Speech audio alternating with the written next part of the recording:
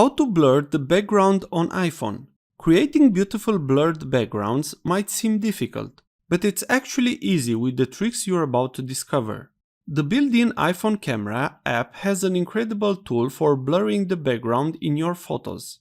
What is this tool? It's called the Portrait Mode. Try to use it on your phone and see how it works.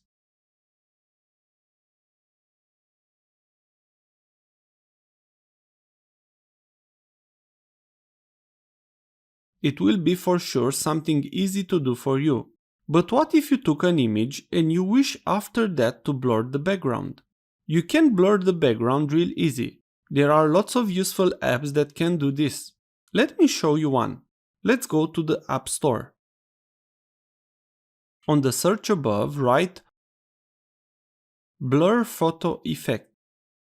Select any app you would like. I would use this app with a raindrop picture on it. Tap on Get. It is possible to get asked your password for your Apple ID or your fingerprint. Complete the requirements. After the install is complete, tap on Open. You can try the premium plan if you like, but I will use the free version.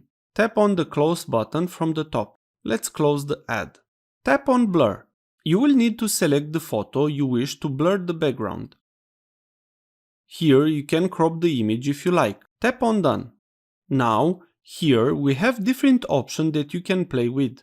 I will choose Blur and select the part I wish to be focused. Please note, I will just make a simple selection and I will not use much time to get all shapes done. Okay, this is only for the example. After I select the part I do not wish to be blurred, I will tap on Invert.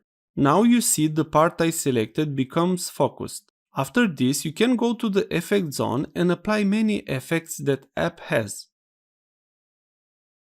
After you finish all of the updates, tap on Next. Here you can also add different effects. After you have selected the effect, you can tap on Share button from the top.